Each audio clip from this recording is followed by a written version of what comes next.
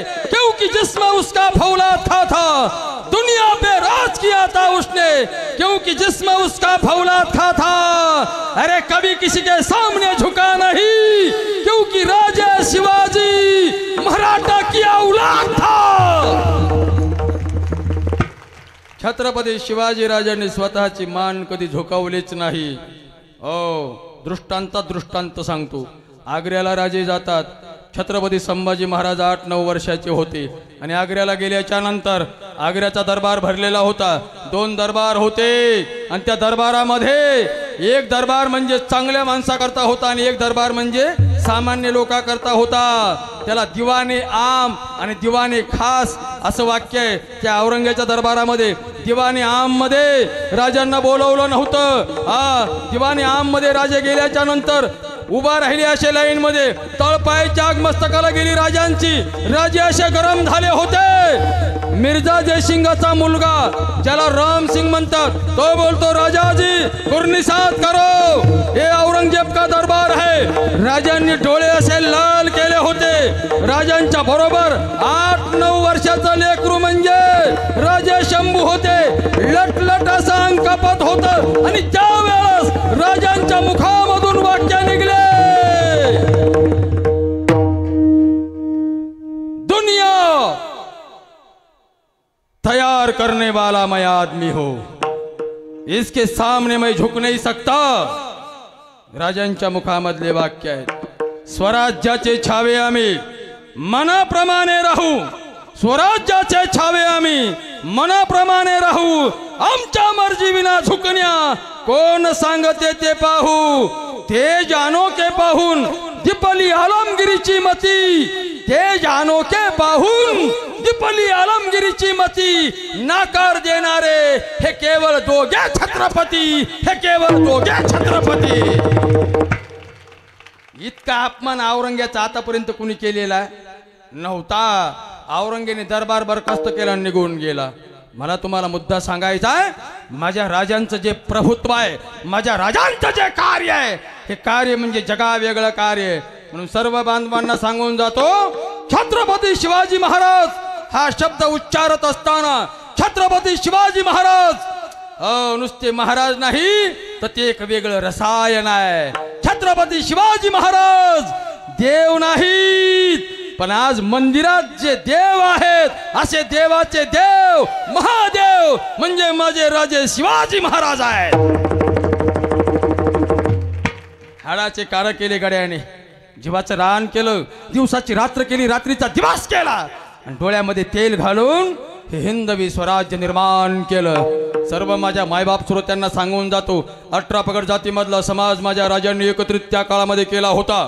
कोण कोण्या जातीचा आहे हे राजांनी कधीच पाहिलं नव्हतं। मग आज तुम्ही आम्ही का पाहता? माझ्या राजांनी त्या काळामध्ये समाज एकत्रित करत असताना पहिलं जर काम कोणतं केलं तर पहिलं काम संघटनाचं काम केलं। संघटनाची मोठ बांधून हे कार्य करत असताना राजांनी पहिली एकजूट केली आणि एकजूट करत असताना सर्वांना आपल्या बरोबर घेतलं, कधीच कुणाला कुणाची लायकी दाखवली नाही। असा प्रभू राजा शिवाजी।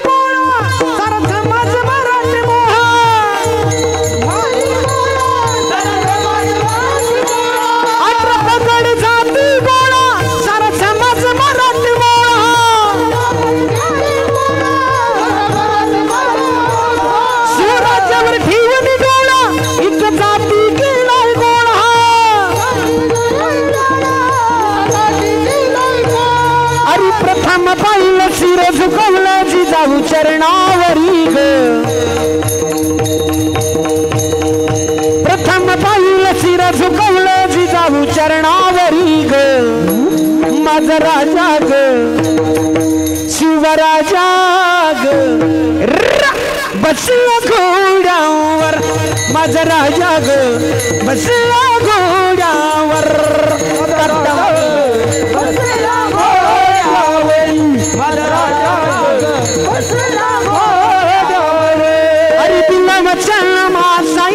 वचन पूर्ण करी ग, दिलं वचन मा साई बा वचन पूर्ण करी ग। माझा राजा ग शिवराजा ग बसला घोड्यावर, माझा राजा ग बसला घोड्यावर टप टप टप टप बसला घोड्यावर टप टप टप टप बसला घोड्यावर माझा राजा ग बसला घोड्यावर माझा राजा ग बसला घोड्यावर.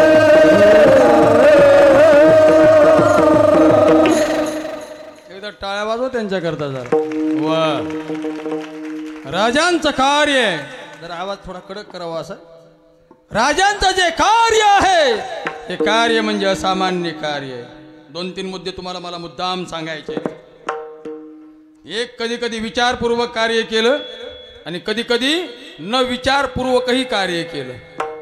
राजांनी जे संघटन केलं हे विचारपूर्वक केलं. कोणत्याही जातीला जातीची लायकी दाखवली नाही. आजही तुम्ही एका गावामध्ये राहता, एका गावामध्ये राहत असताना कुणाला कुणाची लायकी दाखवू नका. सर्व धर्म समभाव ही वारकरी संप्रदायाची शिकवण आहे. इतकंच नाही, आनंदाने नांदत होते हिंदू मुसलमान शिवरायाच्या छायेखाली मुळीच नव्हती वान. आनंदाने नाचत होती हिंदू मुसलमान आनंदाने नाचत होती हिंदू मुसलमान. नांदत होते सर्वजण एका मंडप खाली एका छत्राखाली नांदत होते. याचा अर्थ असा आहे राजांनी त्या काळामध्ये सर्व समाज जोडला, सर्व समाजाला बरोबर घेतलं. तुम्हाला सांगतो मी, आजही राजकारणाचा नियम असा आहे, फक्त भांडणं लावायची आणि आपल्या पोळ्या भाजायच्या. पण गडी जन्माला चांगला आलाय, आदरणीय मनोज पाटील जरांगे. गडी चांगला जन्माला आलाय. ह्या वर्षामध्ये समाज जो जोडलाय याचा एवढा मोठा फायदा झालाय की आज यांनी 2-3 वेळेस प्रयत्न केले जाती जातीमध्ये भांडणं लावायचे, पण जाती जातीमध्ये भांडणं लागत नाहीत. आज माझा समाज सर्व शहाणा झालाय, सुज्ञ झालाय. याचं एकच कारण आहे, ते कारण म्हणजे गड्याची पुण्याई आहे. विठाला विठाला. हेच काम त्या काळामध्ये माझ्या राजांनी केलं. छत्रपती शिवाजी महाराज म्हणजे खूप वेगळं व्यक्तिमत्व, खूप विचाराने काम केलं. अनेक गड किल्ले, एक प्रसंग सांगायला मला तुम्हाला वेळ नाही, पण कधी कधी विचार न ठेवताही काम केलं माझ्या राजांच्या मावळ्यांनी. याच मिर्झा जयसिंगाने ज्या वेळेला इथं हमला केला, पुरंदर किल्ल्यावर हमला केला, आणि त्या पुरंदर किल्ल्यावर हमला केल्याच्या नंतर या किल्ल्यामध्ये मोरारबाजी देशपांडे हे शहीद झाले. दिलेर खानाचा बाण लागला, मोरारबाजी गेल्याच्या नंतर राजे खजील झाले. नेमकं काय करावं? 50 ते 60 हजार सैन्य घेऊन हा दिलेर खान आणि हा मिर्झा जयसिंग आला होता. अरे आपल्या जातीचं बेन होतं. तुम्हाला वाटतं का आपल्या जातीचे आपल्याला सहकार्य करतात? आपले तलई पाय वडायला निघले आपल्या याचा. सांगू का तुम्हाला जरा मी, आपल्यापासून पहिले सावधान राहत जा. हो, कारण पुरायला जाळायला हे आपलेच असतील, बाहेरचे नाहीत येत. म्हणून जवळच्या पासून सावधान राहायचं. यांच्यापासून जो तोटा होतो तो तोटा दुसऱ्यापासून होत नाही. म्हणून हे आपले पहिल्यांदा बाजूला करायचे. कसे बाजूला करायचे हे तुम्हाला कळतंय. पहिला जर घात कुणी केला असेल जास्तीत जास्त स्वराज्यामध्ये, तर पहिला घात केला मिर्झा जयसिंगाने. जरा इतिहास बघून घ्या तुम्ही. समोरले आलेले शत्रू संपवण्याकरता राजे खंबीर होते, पण महादेवाचा भक्त म्हणून घेणारा, कपाळाला आडवा गंध लावणारा, जगदंबेची सेवा करणारा मिर्झा जयसिंग आलाय. राजांना असं वाटलं हा काहीतरी फायदा करेन, पण फायदा झाला नाही, उलट तोटा झाला.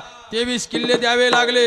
4 लाख होनाचा जो परिसर आहे तो द्यावा लागला. उरले सुरले किल्ले ठेवावे लागले. अरे इतकाच नाही, 8 वर्षाचे माझे राजे संभाजी यांना ओलीस ठेवावं लागलं. त्या मिर्झा जयसिंगाकडे लक्षात ठेवा, फार दुःख झालं माझ्या राजांना, पण हे सर्व दुःख पचवल्याच्या नंतर रात्रीचे 12 वाजले होते. जिजाऊ मासाहेब राजे शिवाजी विचार करत होते. अचानक तिथे एक मावळा आला. भरभक्कम असा धिप्पाडचा धिप्पाड मावळा होता. मिशावर ताव देत तो गडी आलेला आहे. 12-1 वाजले होते. राजांच्या अंतकरणातलं दुःख, जिजा उमासाहेबांच्या अंतकरणामधलं दुःख त्याने पाहिलं आणि पाहिल्याच्या नंतर सर्व काही हकीकत जाणली त्याने. हातात नंगी तलवार घेतली आणि रात्रीच्या 2 वाजता घोड्यावर टांग मारली आणि ज्या ठिकाणी मिर्झा जयसिंग दिलेर खान यांच्या राहुट्यात त्या ठिकाणी तो जातोय, सन सन सन सन कापत गेला होता. तो मिर्झा जयसिंग नेटका झोपलेला होता. जाऊन त्या मिर्झा जयसिंगाच्या अंगावर तलवारीचा घाव टाकणार एवढ्यामध्ये तो सावध गडी होता. 60-65 वर्षाचा गडी होता. गरकन फिरला. स्वतः त्याने तलवार सावरली आणि वरच्यावर वार झेलला त्याने. आणि वार झेलल्याच्या नंतर एकदम तो वार त्याने असा सावरला. पाठीमागून 10-5 सैनिक आले. पाठीमागून अशा तलवारी लावल्या त्या पोराच्या. पण ज्या वेळेला मिर्झा जयसिंगाने पाहिलं माझ्या अंगावर तलवार ह्याने टाकलीच होती, पण जगदंबेची महादेवाची कृपा म्हणून वाचलो मी. त्याला जखडबंद केलं असं आणि जखडबंद केल्याच्या नंतर त्या पोराला उभा केलं समोर असं आणि विचारलं काय नाव आहे तुझं. त्यावेळेस त्या पोराने तितक्याच दिमतीने, तितक्याच हिमतीने आणि तितक्याच ताकदीने स्वतःच्या नावाचा उच्चार केला, कुर्तोजी गुजार. वाह क्या बात है. हमारे शामियाने में आकर, हमारे खेमे में आकर हम पर वार कर दिया तुमने, लेकिन अच्छा हुआ भगवान महादेव की कृपा थी हम पर, हम बच गए. बताओ किससे पूछ के तुम अंदर आए थे, बताओ तुम किसके लिए काम करते हो. त्यावेळेस त्या पोराच्या तोंडातलं उत्तर ऐका. तो पोरगा बोलतोय, ए मिर्झा, अरे राजे शिवाजी महाराजांचा आम्ही गडी हाय आणि शिवाजी राजा करता स्वतः मरूया आणि हजारो मारूया, असं त्या लेकराच्या मुखामधलं वाक्य आहे. ज्या वेळेला मिर्झा जयसिंगाने हे वाक्य ऐकलं त्यावेळेला मिर्झा जयसिंग बोलतोय, एक काम कर, तुम हमारे साथ आ. हमारे साथ आने के बाद तुम्हें हम जहागिरी देंगे, सरदार की देंगे, सोना चांदी देंगे तुम्हें हम, आ जाओ हमारे साथ. पचकन थुकलं ते पोरग. कमरामध्ये लात मारली त्या लेकराने. पुन्हा घाव करणार एवढ्यामध्ये मिर्झा जयसिंगाने पुन्हा त्या पोराचा घाव वाचवला. धुमश्चक्री झाली. एकदम तितक्या तावडीमध्ये गडबडीने घोड्यावर तो पोरगा बसला आणि तेवढ्या छावणीमधून तो मुलगा बाहेर आला. पहाटेचे 4 वाजले होते. गडावर राजे वाट पाहत होते. अरे कुर्तोजी कुठे गेलाय, कुर्तोजी कुठे गेलाय, जाऊ मासाहेब पाहत होत्या. ज्या वेळेला हा मुलगा गडावर आलाय, बरंच अंगाचं रक्त निघलं होतं, कपडे अंगावरले फाटले होते. विचारलं नेमकं गेलत्या कुठं तुम्ही. राजाजी तुमचा बदला घेण्याकरता गेलो होतो. मला माहित आहे काल दुपारी झालेला तह मी पाहू नये ऐकू नये, पण मला ते जमलं नाही, याच्याकरता मी गेलो होतो. अरे गेलतास कुठं. त्या मिर्झा जयसिंगाचा खात्मा करण्याकरता गेलो होतो. अरे तू हे बोलतोस हे खरंय. हो राजे, तुम्हाला सकाळच्याला बातमी ऐकायला भेटन. आणि 6 वाजता पूर्ण परिसरामध्ये बातमी झाली की कुणीतरी एक राजांचा मावळा आला होता. मिर्झा जयसिंगावर हमला त्याने केला, मारण्याचा प्रयत्न केला, पण बाल बाल मिर्झा जयसिंग बचावले. हे वाक्य ज्यावेळेस राजांनी ऐकलं त्यावेळेस राजांनी त्या पोराला जवळ घेतलं, पाठीवर थाप मारली आणि आपल्या सर्व राजदरबारामध्ये त्या पोराला पदवी दिली. त्याचं पहिलं नाव आहे कुर्तोजी, पण त्याला पदवी नंतर दिली. त्या पोराचं नाव ठेवलं प्रतापराव. हे अविचाराने केलेलं काम होतं, पण कशाकरता केलं होतं माहित आहे. स्वराज्य भरभक्कम ठेवण्याकरता, राजांची इज्जत राखण्याकरता.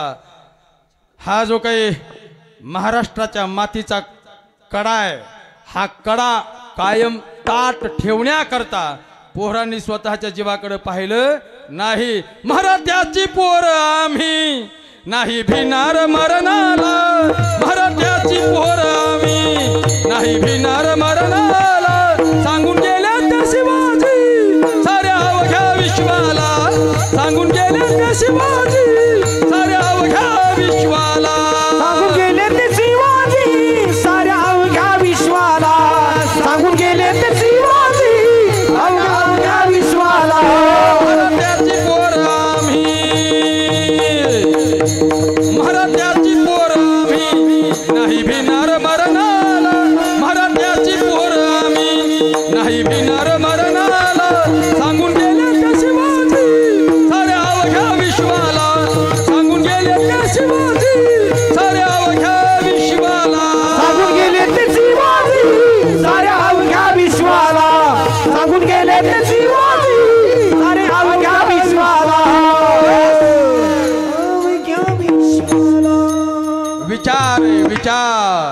म्हणून लक्षात ठेवा, चांगलं काम करत असताना कधी स्वतःचा प्राण गेला तरी 72.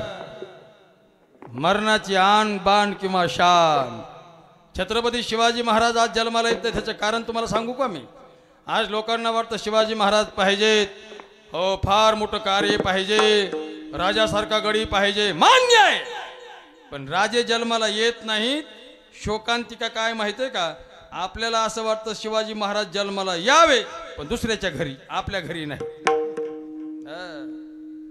म्हणून शोकांतिका आहे ही. छत्रपती शिवाजी राजांनी त्या काळात जर तो विचार केला असता, जिजाऊ माँसाहेबांनी त्या काळात जर तसा विचार केला असता, कदापि राजे घडले नसते.